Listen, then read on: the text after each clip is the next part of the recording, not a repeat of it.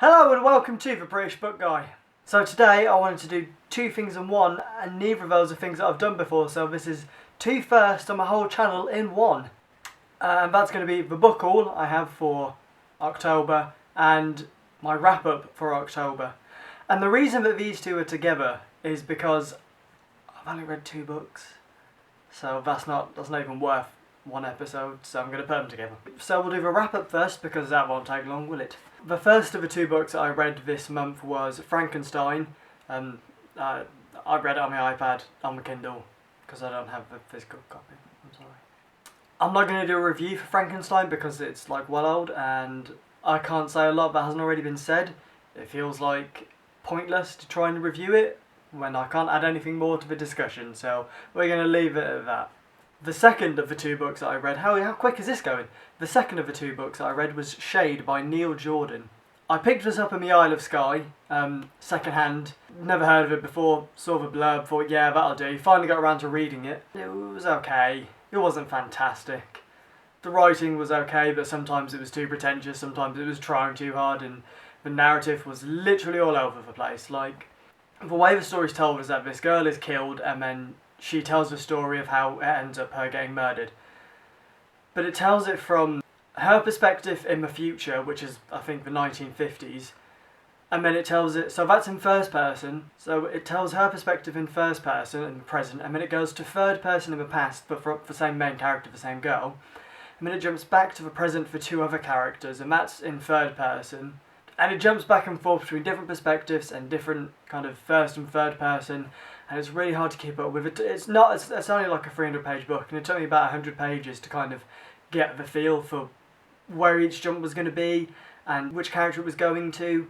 So it took a really long time to get into it, and when I did there wasn't much payoff, you know. It was a pretty straightforward story, nothing really exciting happened, it was quite droll, really slow in parts, so I only gave that 2 out of 5 stars.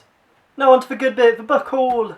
Yay! Focus on the books, camera! You can't read! No! I've kind of stacked them, I'm just going to go through how I've stacked them, I've just grabbed them off my shelf. So the first one is Dice Man by Luke Reinhardt. I probably shouldn't have to check that, but I did. I borrowed this off my sister because it took her like 3 months to read it, so she was just like, yeah, you can have it. It sounds really interesting. I'm probably not going to get around to reading it for a while because I have a thing about reading books that are going to take me too long. So that's why I haven't read Catch-22, because it's a monster. But this does sound really good, you know. It's a really interesting premise, and I think I'll really like it. I haven't read it yet, so I can't say if you'll like it or if it's any good, but it sounds good. Second, I didn't buy them in these order. These are just the order I've stacked them in. I don't know which order I got them in. Was I don't know what the book's called. For Whom a Bell Tolls by Hemingway, and I got this from a Reddit list of books that writers should read to like make them better, and then it feels wrong that I can call myself a prolific reader or, you know, well read without having read Hemingway, and that feels like a really big gap, so I bought this one. And if it's good, I'll totally read the rest of his stuff, but it's probably not like anything I've read before, so we'll have to wait and see with that one. But I'm sure it's Hemingway, I'm sure it's going to be good. You can argue that. I hope this feels like a list. I don't know, is this right? I think I'm doing this right. This is my first book haul. I don't want to rush through this, but it feels like I have to, because I'm running out of battery and I'm panicking. Get the episode done quickly. The third one is The Bone Clocks by David Mitchell. I read Cloud Atlas, and I really liked Cloud Atlas. I've read that in like a week, even though that is a monster of a book. I was on holiday and all I was doing was reading, so that was good. And this sounded really interesting, so I bought this and I went and I read the first chapter or so of it, and I really liked it. I'm just going to keep on slapping it every time I talk about it. Stop slapping the book. So, you know, I really like David Mitchell, at least Cloud Atlas, so that was a really well told story. His writing is fantastic. Really good premise, really interesting blurb, and so far so good. And I'm actually really excited to read this, even though this is a really thick book. I don't think it'll take me long to get to this, because I'm really excited about reading it. Hopefully it's as good as I want it to be. Station 11 by Emily St. John Mandel. Is that right? Is that really their name? I have St. John as my middle name. Sorry, Emily. So I saw this in Waterstones. I was just walking around and I was like, oh, that looks good. Boop. Just bought that. the way I read is I like to skip genres, so I'll read like fantasy and then fiction and then classic and then come to YA, and I haven't read a lot of YA recently because I've read them all, so I had to pick up some, and this was like the best one that I saw. It sounds interesting, sounds really different. It's not like the blurb doesn't sound like anything I've come across before, so again, it won't take me long to get to this. So hopefully this month is going to be a better haul at the end of this month.